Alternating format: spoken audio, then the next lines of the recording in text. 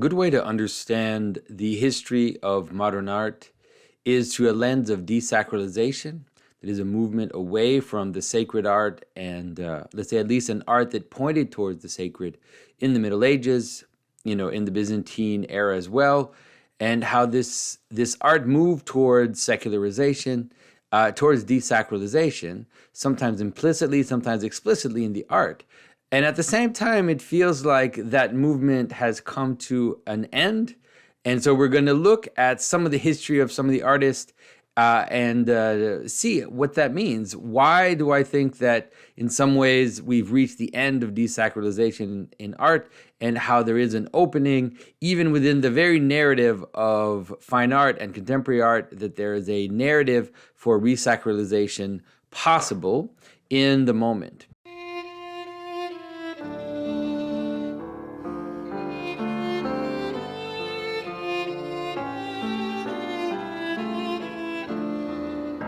This is Jonathan Peugeot. Welcome to the Symbolic World.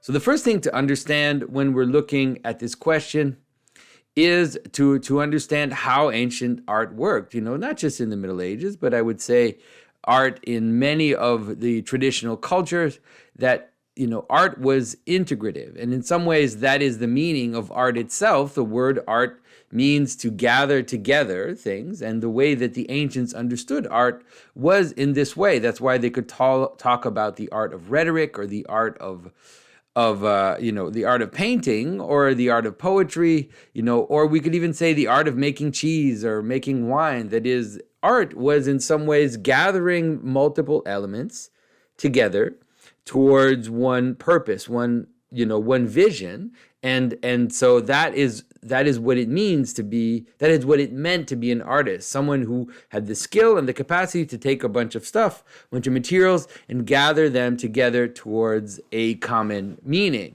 Of course, but materials in terms of physical materials, but also in terms of ideas, in terms of words, all of that together. And so the way to understand the ancient art is that it was integrative, not just in its constituents, that is, not just in the things that made up the object of art, but the way in which art functioned in the world. That is, art was participating in society. If you think of sacred art, then it was used in service of God, in service of church functions. A reliquary was there to hold relics.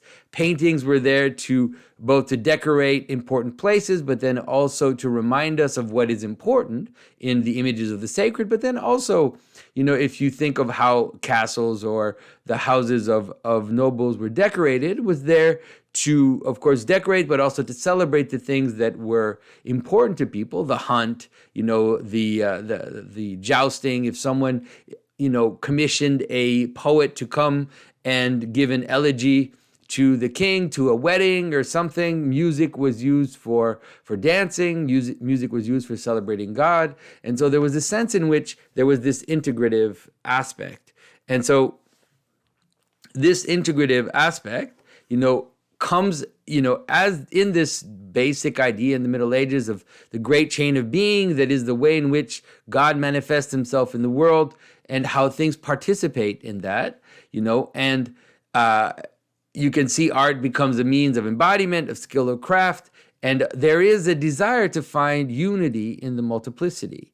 And this hierarchy is both in the means and the expression. That is, in the very style of the images, there was this desire, but then also, in the use of materials and towards the direction towards the sacred. And so there wasn't only sacred art, but in some ways sacred art informed the profane. That is, church architecture, church music, church art became the model, the thing to look to know where to get the influences for everything else. And so, of course, a church building would be the most beautiful and the most ornate and the most complete building in a city, but it would inform the forms and the structures of the rest of the building. The same goes for art. If you look at Byzantine art, for example, you'll notice that if you made a book that illustrated the life of Alexander the Great, you would use the same tropes that you would use in icons and in sacred art, because in some ways sacred art was the highest and it informed the lowest as well. This was true both in the East and in the West, and it was true really up to, I would say up to the 13th, 14th century. If we look at, for example, in Florence, the baptistry in Florence, you will find, late versions of this type of art where the baptistry is there to baptize people, and then in the baptistry you will find a type of imagery which is looking to, let's say, integrate the way the image is made into a deep theology, and it wasn't as concerned with certain questions which would come later in the art. It was concerned with really showing the meaning and also having us understand the participation.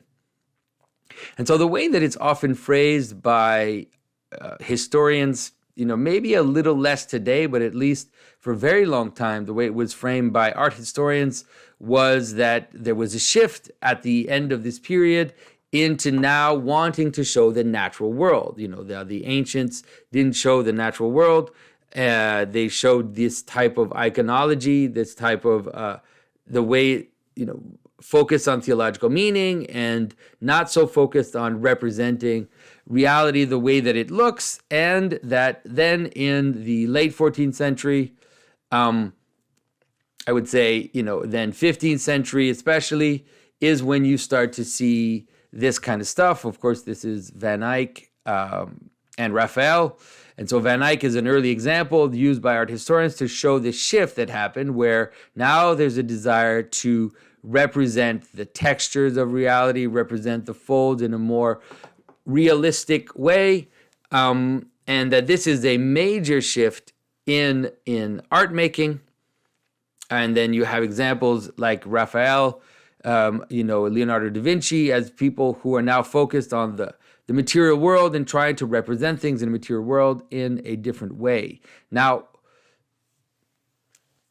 it's very important to pause even here and to question some of the assumptions that we have about the Renaissance. And so what's interesting about the Renaissance is that in the Renaissance, there's a little microcosm, you could call it, which is that although it is true that if you look at the beginning of the Renaissance, there seems to be a desire to show the way in which we experience visual reality, to kind of emphasize that, emphasize the momentary, emphasize the capturing the moment, because in the ancient images, they tended to represent figures from the front, faces that you could see, that's how you encounter a person. So if I'm going to show a person, then I show them face first. I show them, in a way that I can see their face, their expression, that's clear. And so that, of course, in the everyday life, if you're walking down the street, then that's not the experience you have. Although you could argue that this way of representing is more real because it takes into account the fact that this is a representation of a person, and what's the best way to represent a person, then this is the way that it is. But of course, when you see a Raphael, then all of a sudden you see people, from behind, people that you don't see their faces, people that you can see the backs of their heads here. All of that is going on. And then you can see the bottom of people's feet, this kind of stuff that you would never see in a traditional, an ancient image. And there's this kind of atmospheric desire to show the sunset and to show, these kind of natural details. Of course, in Van Eyck, you see that especially. And so the way that it's often framed is that, okay, so this is the major shift. And then from then on, there is kind of this desire to show natural reality and a desire to show the visual world. But I would say that it's not completely true. And like I said, there is an interesting microcosm that happens in the Renaissance, is that it starts this way, and then it ends with this. And so this is what we call Mannerism. And so Mannerism is a part of the Renaissance that people don't like to talk so much about because they don't quite know how to fit it into their narrative. And so immediately after the artists start to try to represent, let's say, what you could call visual or physical reality, they immediately start to deform it. They immediately start to stretch it out and to create, let's say, expressive deformations in the art. So this is Parmigiano, who shows excessive proportions here in the body of the Virgin, extremely long neck. Everything is ridiculous in terms of natural proportions. I'm not trying to mock it because of that. And then the body of the baby is completely stretched out.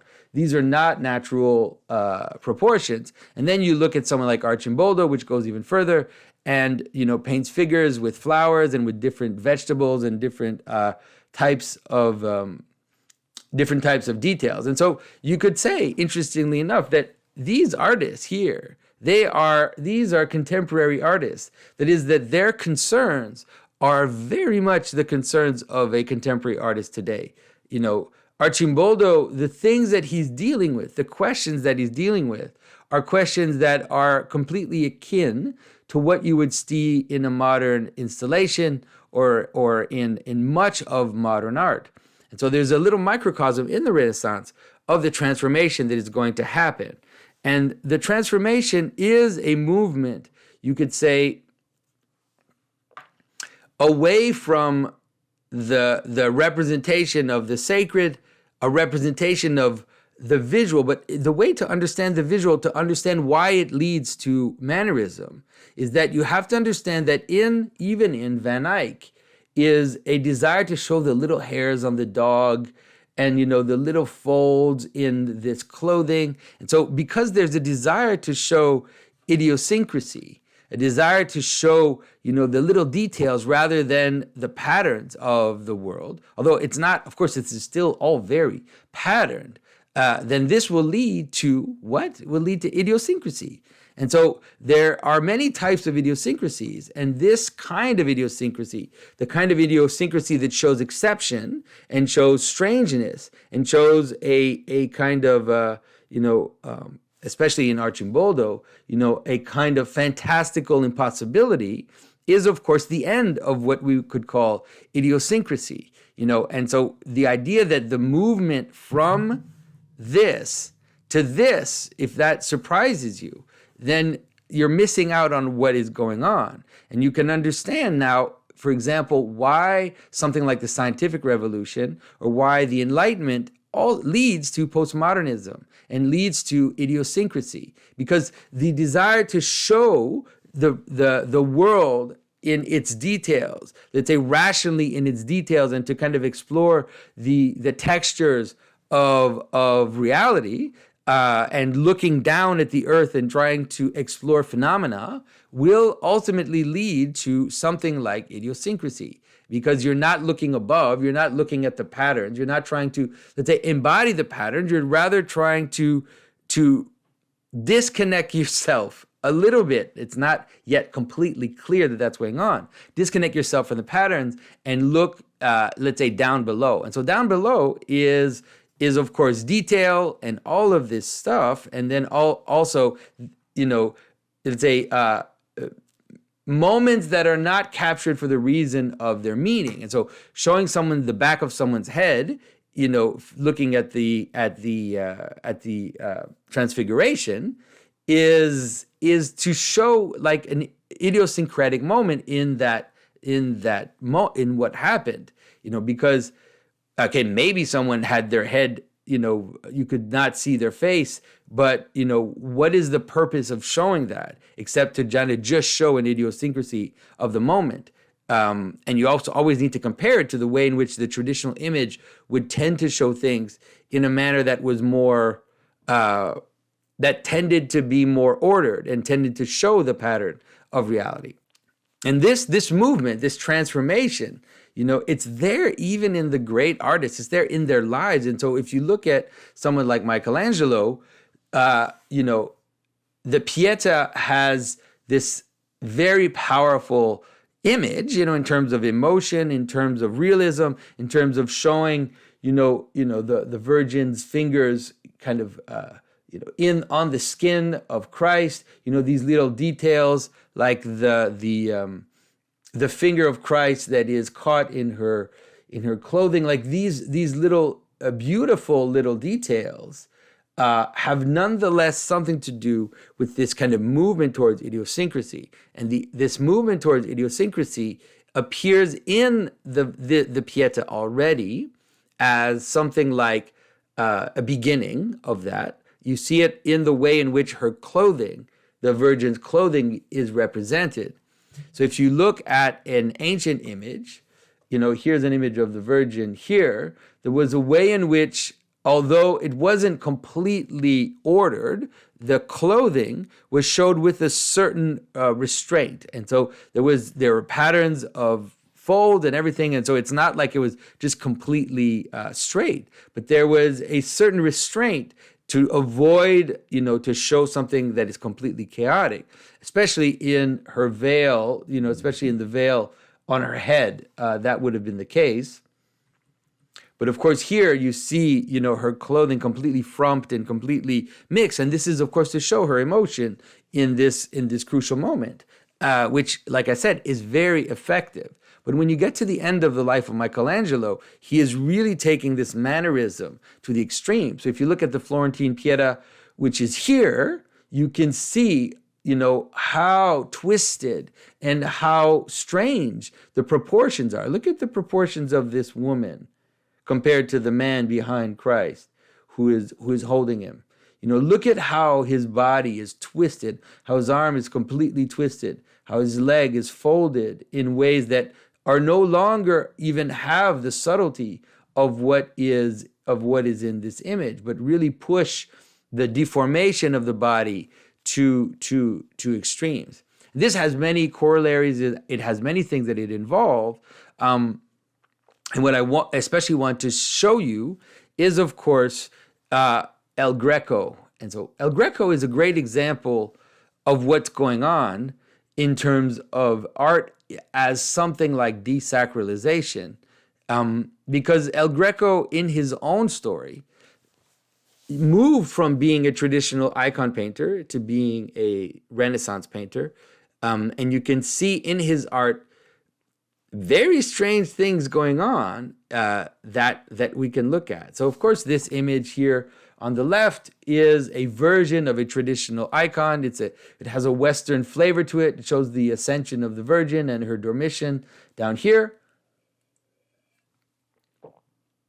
The clothing of the apostles is done in the traditional style. This kind of gathering, the way in which the architecture is shown from the outside, with a gold background. All of this represents at least a ordering on the pattern. So what I want to suggest in this move towards Mannerism is really a kind of inversion. And the inversion appears visually. You can see it visually. It appears in, you could say something like it is in some ways the perspective of the earth, or the earth kind of moving up and taking the place of heaven. This, of course, appears in the showing of idiosyncrasy, the emphasis in idiosyncrasy, but it can be shown in many ways. So if Van Eyck shows it as showing the little details of the folds and all this kind of luscious, beautiful stuff, then in El Greco, you find stranger things now. And so you find what I call angel upskirts, which is one of the strangest things in medieval patterns. So what is happening here in this image? Why are we seeing up this person's skirt, up this person's clothing? Why is this vision of kind of seeing up? And there's a sense in which you really do get a strange inversion that's going on, and it's the same with some of the positioning, for example, of these little cherub babies. With the leg up and kind of not being very careful of showing here, what's going on with the legs up and kind of seeing in there it's very disturbing what is happening. And so why is this happening? And it really is a kind of inversion and a kind of a movement from below all up into the sacred. Now, I know that some people might think that I'm exaggerating, but I'm going to show you a few more images of El Greco, and you'll start to see that this starts to be a pattern, and so you can see again this kind of weird stuff here, these seeing right into underneath the skirts of the angels. Like this one is even more egregious over here, and seeing these kind of cherubs from behind with their legs up. It's very disturbing in terms of what it is suggesting, in terms of focus and in terms of what is important. Now there are more egregious examples in El Greco. I'm going to show you some more, even more egregious examples. Now, these are the most egregious now in terms of what exactly is going on in El Greco and why are we seeing this mannerism? What is involved in the mannerism in terms of a kind of inversion? Now, the inversion here appears many ways, and so of course you have Christ resurrecting here. And this is despite the fact that Christ is naked, there is a kind of, a centralization. The character is in the middle. He's putting his hand out. There's something about it which has a regal quality, which isn't completely weird. But then what's going on over here? Why is this character that is upside down, naked, with his head from behind? And then you think, well, that's strange. But then you realize something even stranger is going on. What is going on with this person's foot? Why is this leg going down in between the legs of this upside down character that is there on the ground? And you might think, well, okay, Jonathan, you're just seeing things. Obviously, you're just seeing things, but obviously this is happening. But if it was just this, you would think maybe it's not that big a deal. But then why is this man's sword going up here? So why is it the same guy has his sword going up into this area, and then at the same time has his foot going down into between the legs of this upside down character? Now this is more than just a coincidence. And it shows you this strange kind of upside down thing, which seems to be happening already in late Renaissance art. Whether it is in terms of Arcimboldo's showing of the human face made of natural things, but here you also have a strange sexual element to it as well. Now, if you look at this image here, of course, at the outset, this is military scene, and you have the angel upskirts a little bit, not as bad as in some of the others we've seen. It's when you look down here that things start to get strange. There are very strange things going on down here. It's supposed to be a kind of martyrdom where people are being killed, but look at here, down here, what's going on here, and so. So if you look at what's going on down here in the image, you have these upside down decapitated people. And so this is already something. To have the person upside down and decapitated is already something, but it becomes a lot weirder when you realize that this decapitated person, El Greco put his head in his crotch, which is like, why did he put that person's head in his crotch? And so it's like, probably for the same reason, similar reasons as why he was doing this. I can't imagine anything else. And then when you look at El Greco's image of Sinai, this is when things really kind of start to appear even more. You really see something like the the winning of the phallic, you could say, right? The sexual energy kind of taking over the sacred image, in the representation, in the way that it's done. It's difficult to ignore what it is that's happening in this particular image. And so the way to see it, and so if you still don't believe me, like in terms of what I'm trying to show you about these images, you have to understand then what happens in the story of art and in the history of art, and how art no longer appears as integrative, no longer appears as something which is trying to unite opposites, but rather starts to appear as a form of opposition. And this grows, of course, not right away. It starts to take momentum in culture when you start to see things like opera appear, when then you start to see things, in the great painters that are very legendary, in the musicians. You start to see culture as opposition, as dialectic, rather than culture as unitive and as bringing opposites together. And so these are opposites, of course, that you will recognize if you're attentive to culture, and that grows and grows until in the 20th century, you really reach almost like a kind of, it reaches a head where all of a sudden the culture becomes dialectic to a point where it's almost a caricature.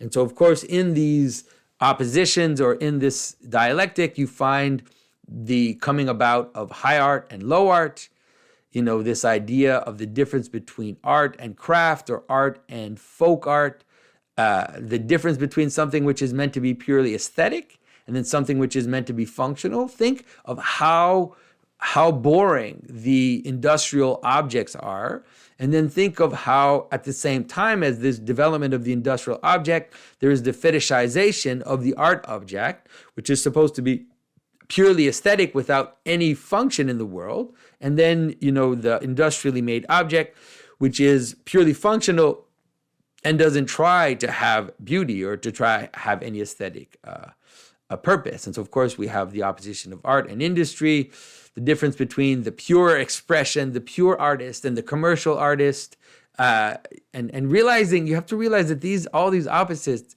didn't exist before the acceleration of the narrative of the Renaissance, you could say, into Romanticism, and then into modernism. Art and advertisement, the difference between man-made and machine-made, etc., etc. You can look at these opposites for yourself. And then this, of course, there's a kind of pendulum which starts to swing in culture between what you could call neoclassical movements and then romantic movements. And so if you look at the Renaissance and the Mannerism, then you can kind of understand that movement. There's a movement towards a kind of purity and a kind of excessive, let's say, excessive order, like a kind of weird tyranny. And then in it, you also have this desire to show expressiveness and transformation. And you see that in the arts themselves. So if you look at Baroque art, for example, if you look at a Rubens, you'll notice that it looks chaotic, but underneath is this iron fist of geometry and control, which wasn't as much there in the medieval art. There was geometry in medieval art, but it wasn't as radical as what you end up finding even in the even in the Baroque, where the Baroque also looks, also looks like it's chaotic. So it's interesting to see those two extremes appearing even sometimes in the art itself. So this now sets up a kind of dialectic where now you have a revolutionary movement in art. So you can understand now when I showed you the El Greco ad, you can understand the movement as revolutionary. So here's kind of idiosyncrasy trying to take the place.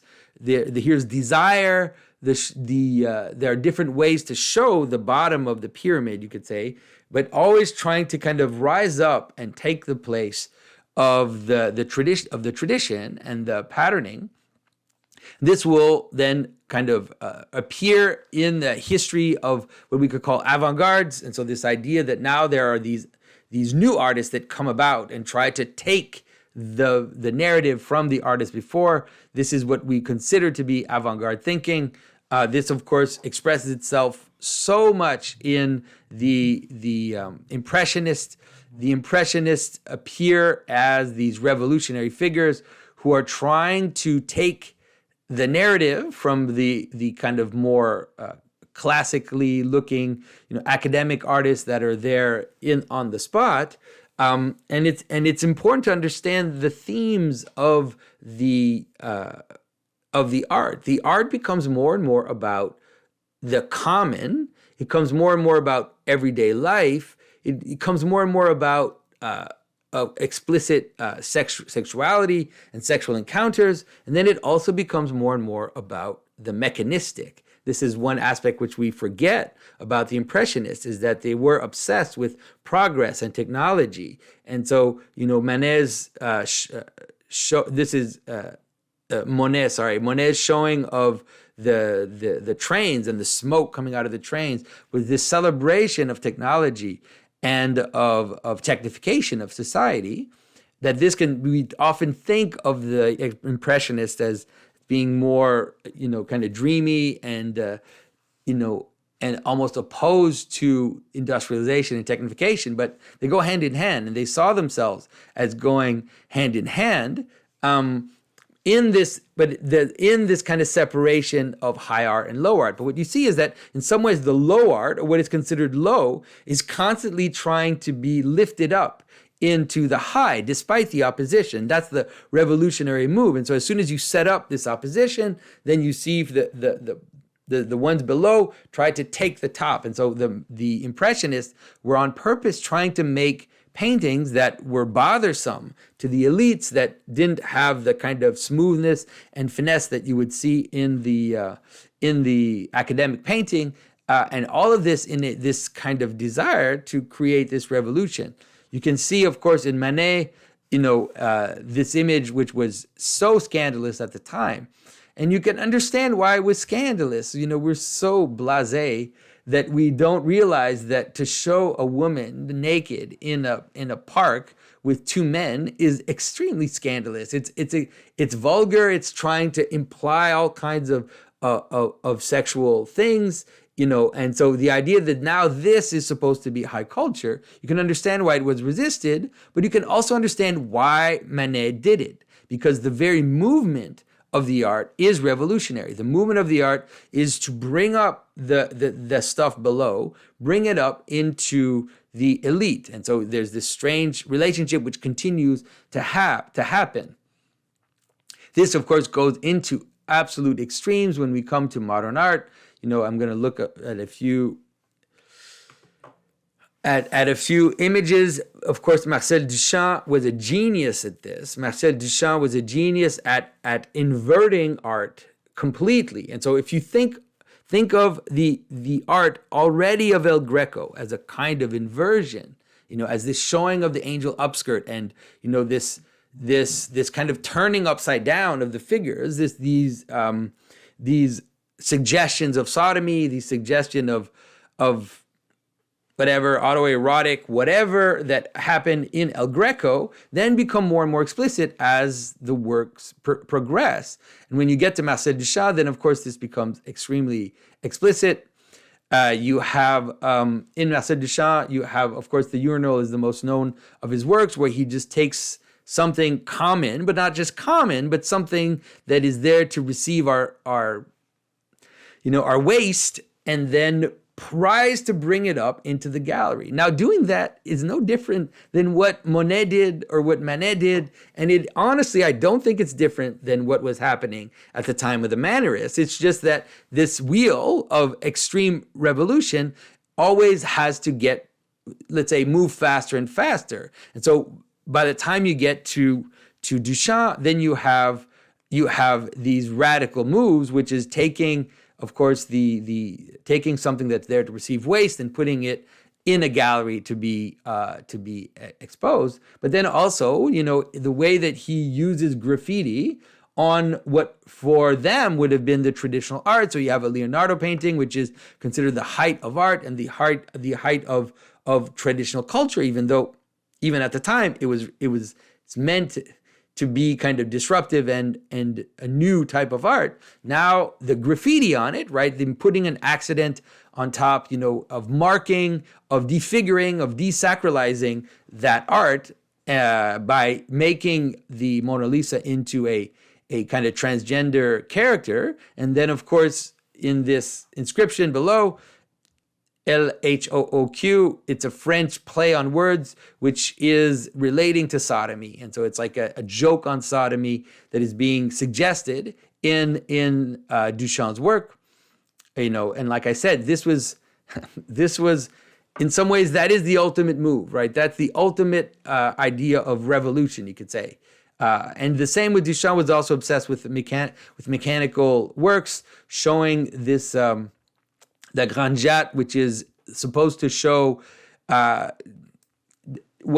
several sexual encounters between a woman and different men, but then that is broken down into mechanical processes. And so this obsession with the sexuality, but also the mechanics of it, the idea of showing this stuff down below, right? The way that things work and the way that things work like a bunch of levers and a bunch of biological processes that are represented as just mechanics and industrial mechanics, all right? And so this continues. There are many examples. Francis Picabia is a great example because Picabia, he was also obsessed with the machine. You can see here, it says woman, man. So this is the woman, this is the man. And so this is supposed to represent a sexual encounter that is mechanized and that is reduced to that kind of mechanistic relationship. But Picabia was also really good because he had a really good sense of integrating bad art into the fine art. And so he took kitschy art, like bad clown art, stuff that was popular culture, stuff that wasn't at all considered elite. And then he tried to integrate that into high art. You see this, of course, he was painting badly on purpose and was doing, these kind of bad faces and these kind of really bad compositions. It was like bad art, but he was trying to make bad art in order to bring about this revolutionary movement. So think about, and if you can see it in that line, you can see that there's a coherence in the transformations that start in the Renaissance as a kind of revolutionary move, a move towards idiosyncrasy and towards showing the lower things. And then those accelerate and accelerate until you get to this, which is in the very means of art, there is a desire to be crass and to show things that aren't well painted, things that are not well composed, but then try to bring that into the high art. And this, of course, is just this movement towards desacralization. I think that it reaches an interesting peak in terms of Andy Warhol.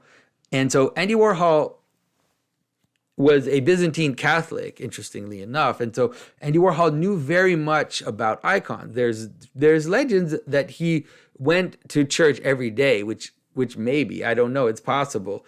But nonetheless, in his art, he is inspired by icons. But what he does, and so this was Andy Warhol's church in New York that he supposedly went to. And so what he does is almost like a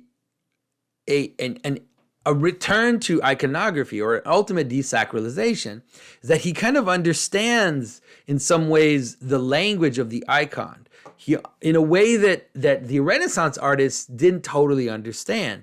He understands this idea of a centralized image of something which is just framed simply, presented to you as something to look at, and then in some ways something to venerate, of course, that in icons. But then what he tries to do is he tries to, one, bring into the space of the icon the common and the glitzy and the celebrity, and then brings that into the way that he would paint these celebrities, this kind of simple iconic structure, but then he also makes it reproducible indefinitely. And so at the same time, he is kind of has this mechanical process that he's using. And so, of course, here they're Campbell soups. They're all different, right? They're all different flavors, but they have this kind of mechanical reproduction aspect to them. So he's trying to bring in mechanical reproduction itself into the art. That's why he was using screen printing. He was using these different mechanical processes to kind of bring that into the art. And so you can see it as a continuation of the revolution. But what starts to happen in pop art is very interesting. It's very interesting because what happens in pop art is that they reach into the opposition of high culture, low culture, elite, high art, low art, gallery art, popular art. And they try, of course, again, to invert the relationship. Until then, popular art was still seen as emanating from high art. It was still seen as in this opposition. It was seen as being influenced from that which is above. And now all of a sudden, there's a very interesting idea, which is that the low art starts to become the influence of the high art. And so there's a desire to completely invert the relationship of art, which is, by making popular industrial things. It was already there, right? And it was already there in Picabia and in Marcel Duchamp. But then in Warhol, it becomes very explicit and becomes a technique that he uses over and over. But then this is where it starts to get even funnier, and where I think there is a surprising shift that happens, And so the common object, the can of soup, is an object of participation. That is, eating food is still something that we can claim is participative. There is something, so when you buy a can of soup and you open it and then you eat the contents, it is not that contemplative thing that high art had been from kind of accelerating from the time of the Renaissance. Because one of the oppositions that happens is to make things that are useless, right? These paintings don't have uses in the world. They are just objects of contemplation. They're not like the ancient images that were there to celebrate God. They're not like the ancient objects that were there to participate in the life of an aristocrat or in the life of to celebrate the hunt or to celebrate things that the people participated in, or a dance music or whatever it is that was there. These art objects become useless. And this is, of course, the thing that Duchamp is doing himself, which is taking a useful object and making it useless, but then that's the weird thing that happens when you get to there. So as if you're getting to the bottom. You're at the bottom of the process, and now you're basically trying to take the lowest thing you can and try to put it at the top. And then I think a flip happens. And I think it happens in Warhol, interestingly enough. And so, like I said, a urinal is an object of participation. It's a low object of participation, but it is. And so it's like trying to take that which is still low and participative and make it useless. Warhol is doing the same, trying to take that which is low and participative and try to bring it up into elite culture, and then also making it useless, making it more valuable, at least in the elitist eyes. Then something weird happens, which is that Campbell starts to make cans of soup that are based on Warhol's designs. And so what just happened? What just happened? All of a sudden, there's this strange reintegration. Because in some ways, what Warhol is trying to do is to praise the soup can, praise the common, bring it up into the elite space. But he's also denaturing it while he's doing it. But then all of a sudden there's this flip where now Warhol's designs of the soup cans get put on the actual cans. And so you can go to the store and then you can buy an Andy Warhol soup can and you can eat the food inside the soup can. And there, it starts to happen weirdly in other artists as well, in other pop artists especially. So Keith Haring is a good example, where Keith Haring is still a gallery artist. He's still making art for, that have a kind of elitist thing, but because he wants to fully invert the process, because in some ways he wants to be the punk rocker who is with the people and elevating the people into this high cultural space. He starts to enter into the space of participation, and then does a lot of these artists, even up to Warhol, would have been cautious at making like T-shirts and selling objects that had their images on them, because in some ways it's a dangerous thing if you want to stay up in the elite. But of course it happens anyways with this strange flip of Campbell Soup using his designs. But then in Keith Haring, he was doing it himself, which is that he was selling T-shirts with his art. He was putting it on skateboards, on different objects. And so he was kind of bringing the low art itself was starting to be revalued, a participative art or a low art, and the relationship of the inversion started to become messy. And you see the same happen in Lichtenstein. So Lichtenstein is this artist here who would copy comic book panels and would make them into paintings, and so he was trying to take pop art and elevate it into the cultural space, still maintaining the opposition, which is something that happens all the time. But then at some point that opposition just collapses, and then you have pieces, for example, this one page of Spider-Man sold for like $2 million, which is just a page from a comic book that is not high art, that is actually low art, but now is being treated like high art itself. And so it collapses the opposite ultimately, in terms of, let's say the flip actually happens, the inversion completely happens, because these other inversions, they constantly need the duality in order to function. And so then the collapse of the duality in things like this, point towards what we could call a reintegration. It's not totally yet a reintegration. And you see something strange, of course, in Warhol happening in some of his work. Here you could say something that, like, this is the ultimate desacralization. Warhol did quite a bit of religious art, but then his art is, of course, to manifest the reproducibility, the mechanical reproduction of the art object, very much in line with some of the early theorists talked about this. Walter Benjamin, who was a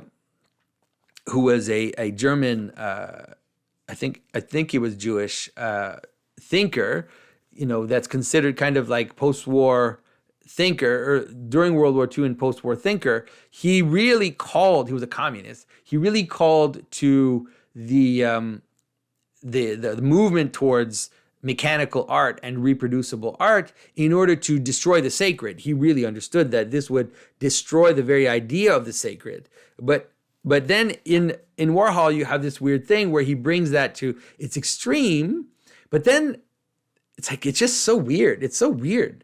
Then they make, last year, there was a show, I think in Brooklyn, of Andy Warhol's religious art. And they call it Andy Warhol Revelation. And so it's just fascinating to realize that it's like, why are you making a show about Andy Warhol's religious art?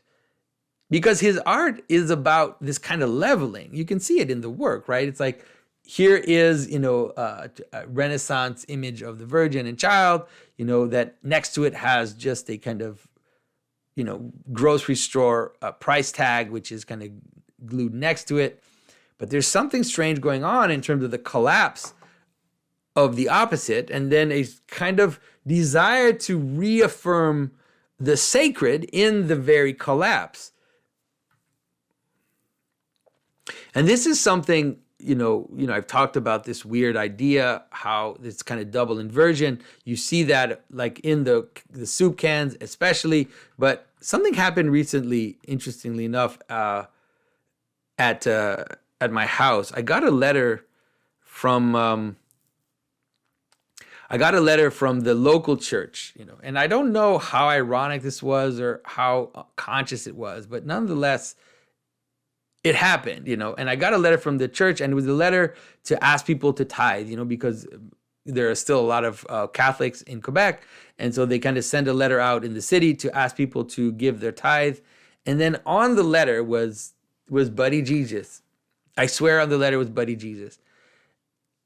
And this image is, of course, was used to kind of mock the Catholic Church for trying to be cool, for trying to make its art accessible to people.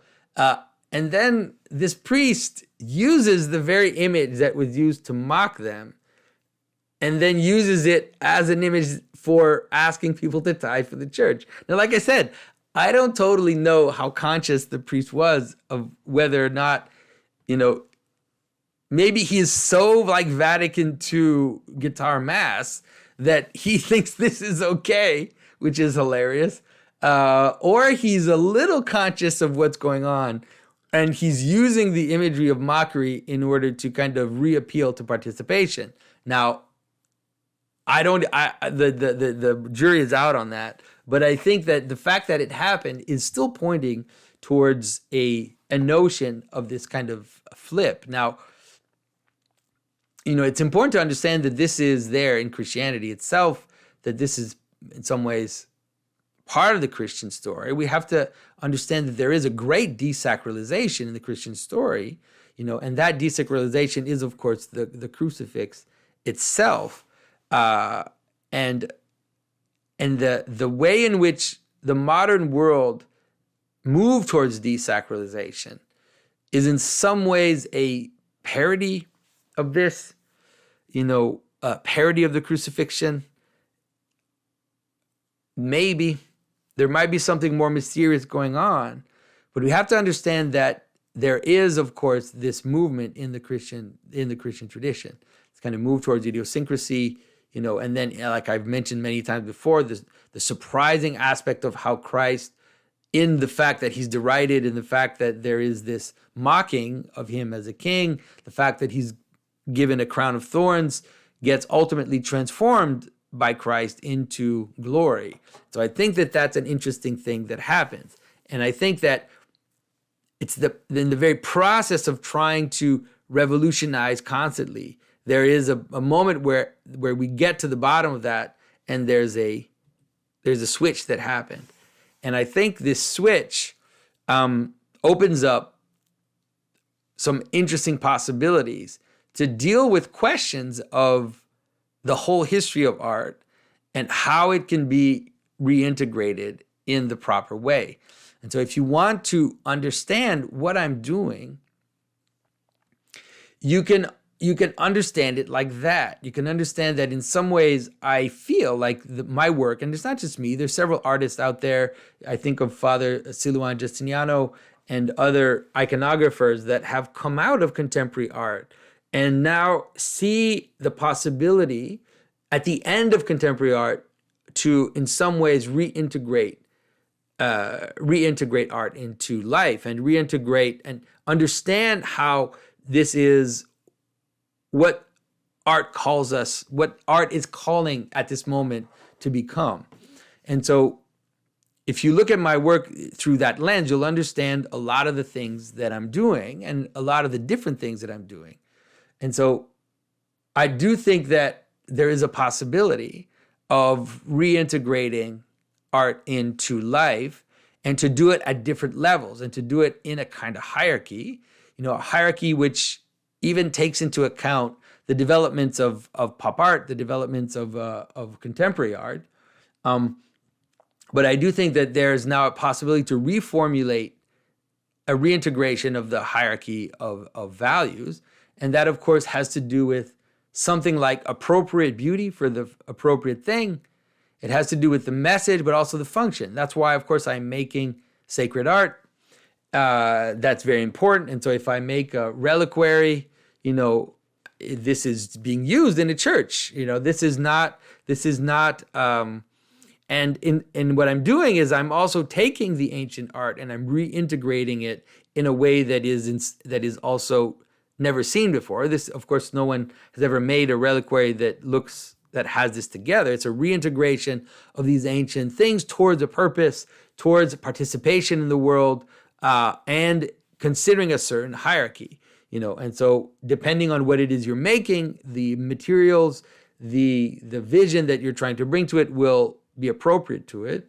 And if you think of, here's a funerary monument and an altar, iconostasis cross, a cross that goes at the top of the iconostasis that tries to integrate materiality and the Christian vision into something which is going to participate in reality.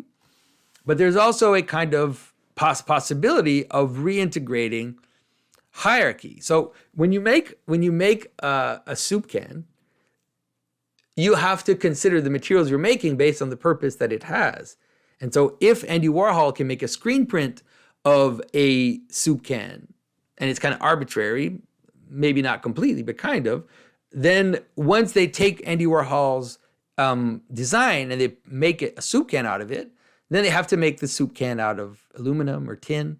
They have to make the paper out of paper. They have to put the soup inside the can. The soup can't be made of paint, or else people won't buy it. People won't eat it. And so there's a possibility. And the same with Keith Haring. Like if Keith Haring made a skateboard with his print designs on it, he couldn't make the skateboard out of something ridiculous. He has to make the skateboard out of something that can be ridden. If you make a t-shirt, you have to make the t-shirt out of something that can be worn. You can't make a t-shirt, out of some imaginary, artistic, creative thing, or else people won't buy the t-shirt. And so that's what I mean by this kind of reintegration. So there's a kind of new hierarchy possible, which takes into account the function of materiality, the symbolism of materials themselves, what their purposes are and what they can be used for.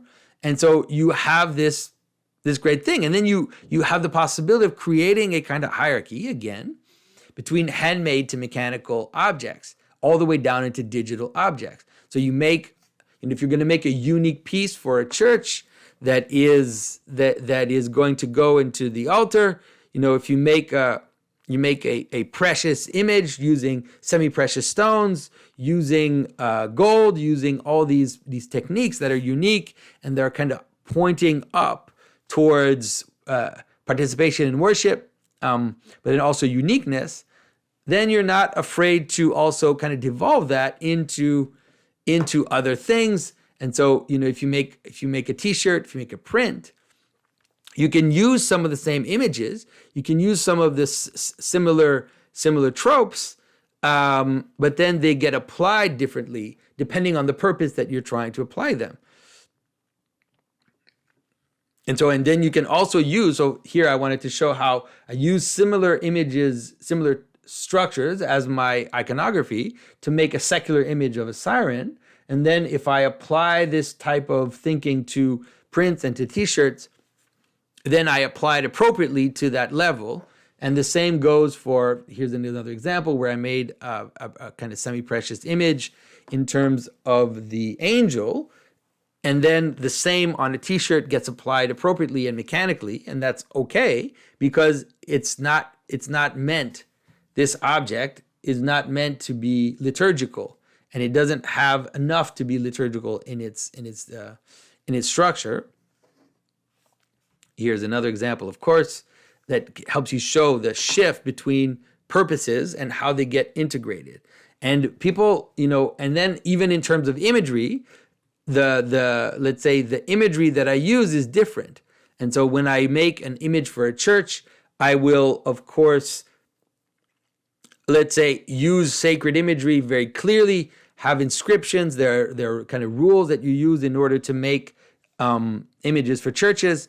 And then as you move down towards, let's say, more popular art and clothing, for example, I would make what I could call semi-icons. They're not icons in the sense that, these figures are not people that are represented. They are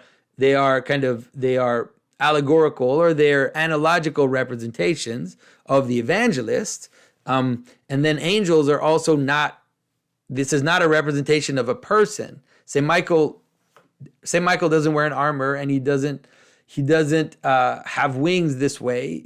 This is the way that we represent angels is analogical. And so that's why in my t-shirts, I tend to have things that are semi-icons, that are not icons in the traditional sense. You'll never see me making a t-shirt of Christ, just with his halo. It'll always be something that is mitigated, and so if I make an image of when I made the image of an image of of everything, the faces, they're not completely done. I leave some elements out of the face in order for people not to mistake this with an icon to be venerated.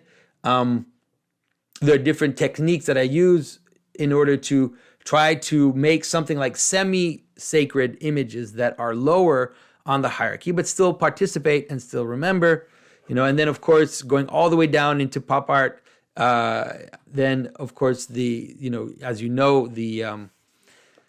making of God's dog was about that, can we get all the way down into very popular art that is remembering its connection to the sacred, that is participating in it, but at its level. It isn't, these aren't icons, these aren't meant to be liturgical, and that's why they're also printed mechanically. That's why they're drawn in a way that is more sensuous, that is closer to the Renaissance tradition, further from the iconographic tradition. But that's the idea. That's the interesting possibility, is that in some ways we have the possibility of kind of moving away from the irony that came about through this whole history, this revolutionary aspect, and try to reintegrate things at the proper level where they belong or where they should be.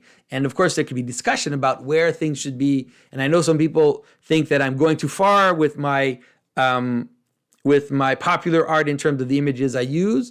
But I think that that's a discussion that will happen, and there'll be some play. But the thrust, I think, is important. The thrust of thinking about this, of understanding how we can reappropriate participative art in different ways. I think it's very important. And I think in some ways, the state of contemporary art almost calls to that, right? We're at that level where the irony is so strong, where the inversion is so strong, but then there's also a weird moment of double inversion that's happening, that's kind of calling towards new participation.